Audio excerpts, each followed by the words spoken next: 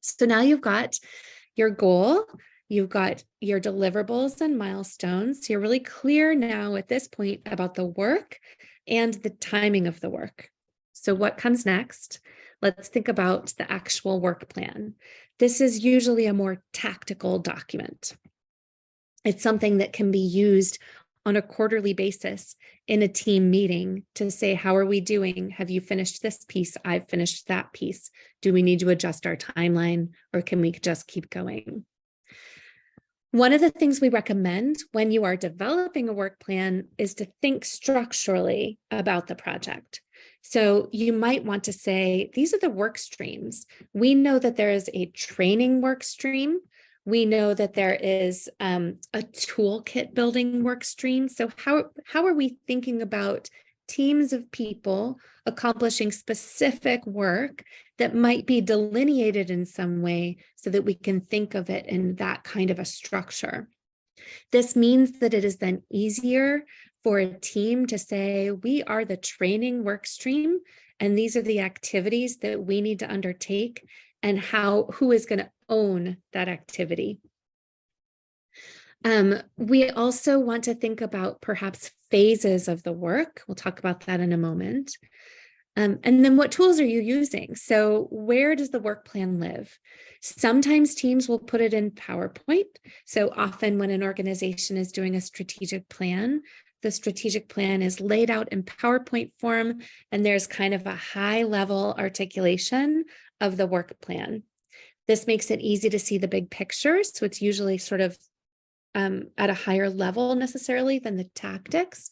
And it's a way for the organization to go into a meeting with a constituent group and say, here's how we know we can accomplish this. We've got this work plan. We're going to hit these milestones. We've got owners assigned to every piece of the project, and we know how we can monitor success. A lot of organizations will also use Excel or Google Sheets. This allows you to get a little bit more granular and tactical with what you're capturing, because there's a little bit more space to work with than a traditional PowerPoint slide.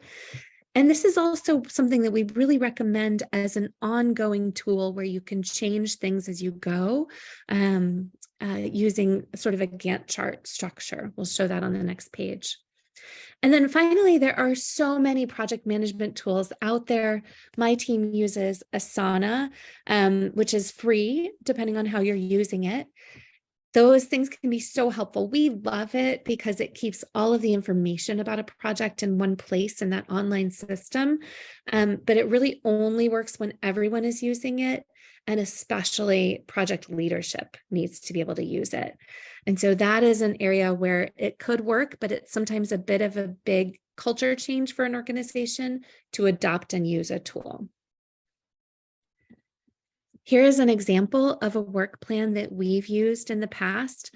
As you can see, it shares, or it starts to put a more granular timeline on things. So in the last milestones exercise, we were thinking in terms of checkpoints in time when you've hit sort of a target. In this case, we're actually looking at a week-by-week plan covering the next 5 months that we know we need to accomplish in order to get to one of those first milestones. It's cognizant of the meetings that need to happen. And so we've got the national board meetings articulated on here, but then also internal team update meetings. So we're always thinking about when we need to be reporting, and where we might stand in the work when that reporting checkpoint comes forward. You can see how the work streams are divided in this work plan. There's a work stream focused on how we are thinking about growth, landscape assessment. There's a work stream focused on building the model. There's a work stream focused on the funding landscape. What are the potential donors to this type of work? And then there's a work stream that's focused on operations and next steps. And so those have different teams tied to them, and are accomplished in different ways with different owners. Yes, Lori, Asana is one of those tools that I was talking about earlier. Thank you for including a link. I appreciate it. Then we want to make sure that we've got owners, and these can be people. Sometimes it's actually hard if you've got a group of people as an owner. You want to make sure you've got one person who's ultimately accountable, even if they're not doing all of the work. They are sort of the shepherd or the facilitator for making that specific tactic move forward on the timeline outlined here.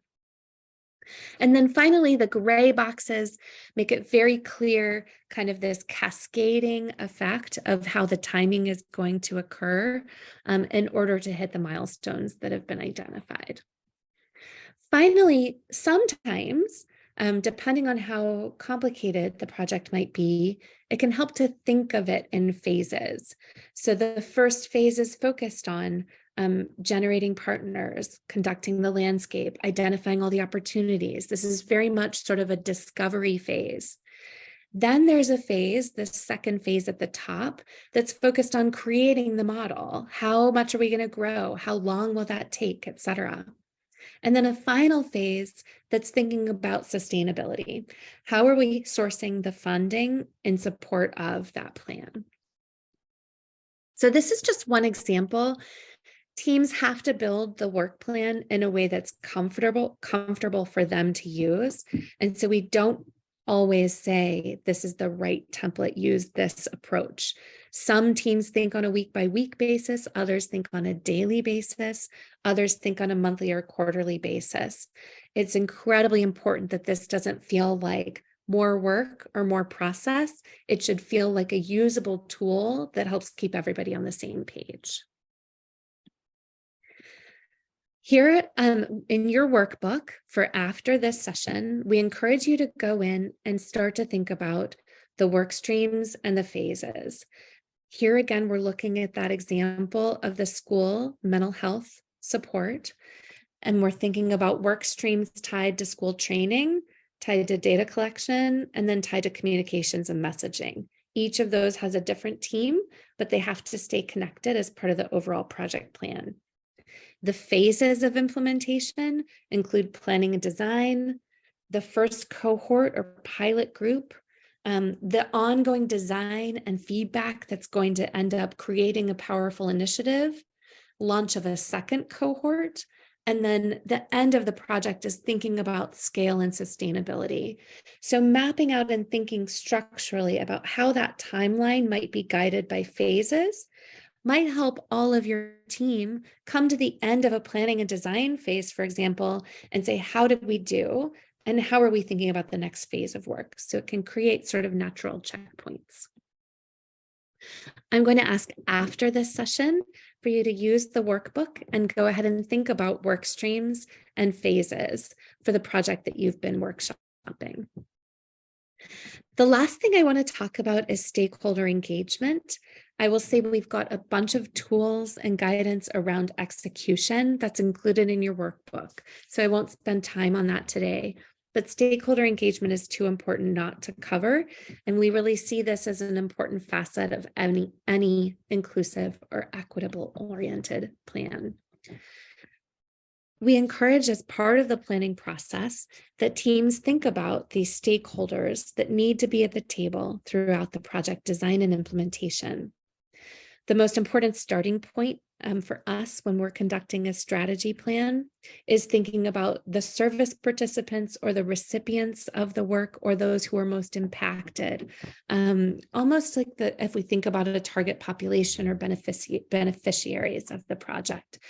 Those people who are going to be most impacted, we have to think about how they're engaged at what points, what power they are granted or they are able to show up with or receive as part of the process. Sorry, I shouldn't say granted, but what does the power look like in that instance? And then what is it going to mean for them for the project to be implemented? Where might there be unintended consequences, etc. People with lived experience who may or may not be service participants, but have really valuable insights to offer. And then we think about a bunch of other groups from partnership organizations, those who are funders or grantors, boards of directors and staff, friends, thinking about a group of advisors or those who you trust to give you great counsel as you go. And the reasons for engagement over here on the right really can range. The starting point for us is always, how are we centering the voices of those for whom the work is intended or for whom it might be most relevant? But then there are any number of other reasons that you might talk to different people throughout the project, whether it's feedback, pressure testing, acting as ambassadors for the work, progress reporting, etc. And then inside your workbook, here's a tool that we often use to think about a map of stakeholders. So what is the audience that will engage? Sometimes you can name specific people. Other times it's more of a general audience, depending on how big you're going here. Why are we engaging with them? So we never want to bring people to a table without having a really clear articulation of what will result from their engagement. So it's not sort of parachuting in and then coming back out to run the work. Instead, it's to say, we want to bring this audience into the planning process and then continue this feedback loop to report to them on how things are going. They're our accountability party, for example. What is the format? Are we having regular meetings? Is it interviews? Are we issuing regular communications, et cetera? Who is owning it? What is the timing? And then importantly, what are the messages? We want all of the team members who are working on this stakeholder engagement to be able to speak with one voice about why this group is engaged and what we hope to have happen as a result. So we will ask you on your own to go ahead and fill that out. And we've got this example in the session materials that you can use as you like. It's highly detailed, and that is fine. This is a working document that can have the level of detail you need in order to make it really useful. And then finally, some of the tools we have in the materials tied to execution and managing the day-to-day implementation. We recommend a RACI chart or another tool that outlines exactly what the accountability party is, the responsible party, who's providing input and how, where is their dialogue and where's their reporting, so that everyone has a clear understanding of the role that they're playing in that piece of the project. There are also recommendations in the workbook around meetings. When are you having internal meetings? When are you having multi-team meetings? What do you talk about? How do you establish a really effective agenda for that meeting? And then how are we managing the day-to-day to-dos? So we won't talk about those in detail today, but really encourage you to use those resources inside your workbook and the session materials in order to manage through those things.